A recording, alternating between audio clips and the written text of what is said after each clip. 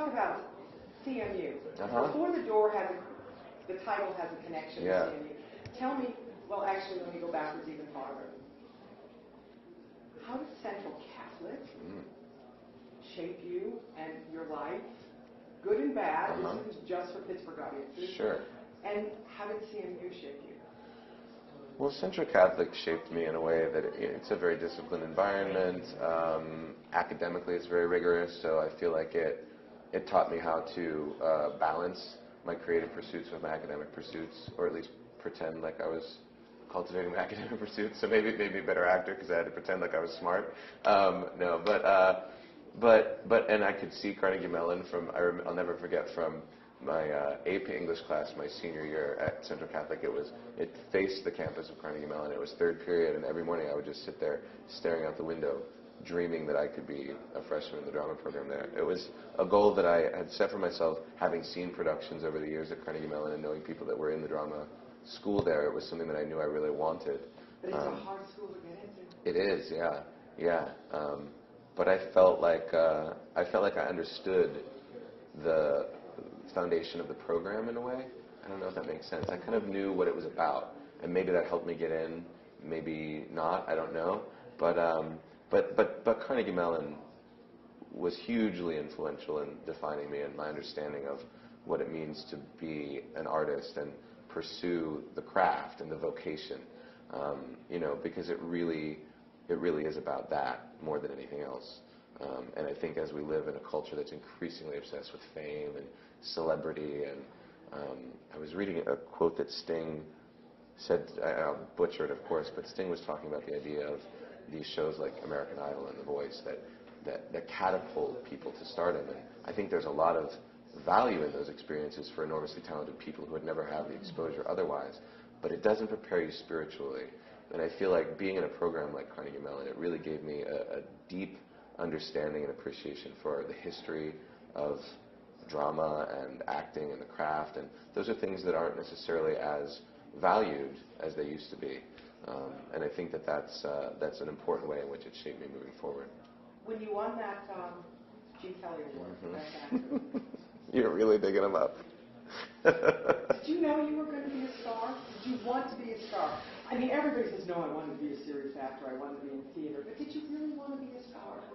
I mean, I think anybody that, it's a good question. I don't know the answer to it. I mean, I really did legitimately want to do good work, but I think anybody that aspires to be an actor, and that at such a young age especially is bitten by the bug, so to speak, there's an element of the exposure and the pageantry of it that is appealing, and fame is just an aspect of that pageantry. There are many other aspects of it too. So I don't know. I mean, it was never, I think if fame was a primary goal, I wouldn't have studied as hard as I did. I wouldn't have gone to a conservatory for acting. I would have probably just moved to New York or LA and tried to make a go of it, or probably moved to LA and tried to make a go of it. But it was, if I was going to achieve that, it was going to be through making decisions, authentic decisions, and pursuing integrity, more than just pursuing exposure.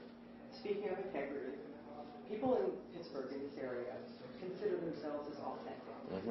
It's part of their cultural identity. Sure.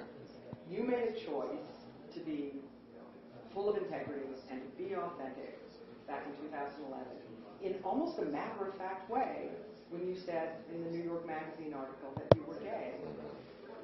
Do you think of yourself now as having been brave at that time, or more like you were setting the foundation of a time when it doesn't matter? Do you see what I don't think I was setting anything. I think I was standing up.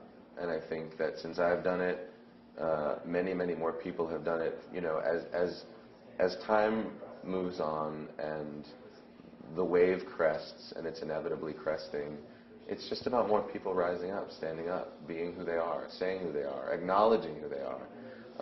Ellen Page just did it in such a beautiful and eloquent and inspiring way. And the thing is that it is something that should be considered a non-issue in terms of the work that we do. The work that we do is about empathy. It's about understanding, and in so many ways about compassion. And I think that the more people can stand up as authentic versions of themselves, that's all I did. And that's why I did it in a matter-of-fact way. It's not about me. I am one of, a long line of people who have struggled in their own way and who have confronted that struggle, and in some way, by confronting it in myself, can make it easier for other people. And that's my goal with it, and that's my only goal with it. So as matter of fact as I could be about it, I think that serves the whole purpose.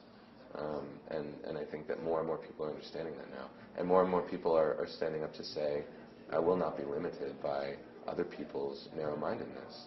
I will work to expand their mindfulness and be a part of the world in a meaningful way. You had another struggle. You lost your dad when you were 7. It's hard.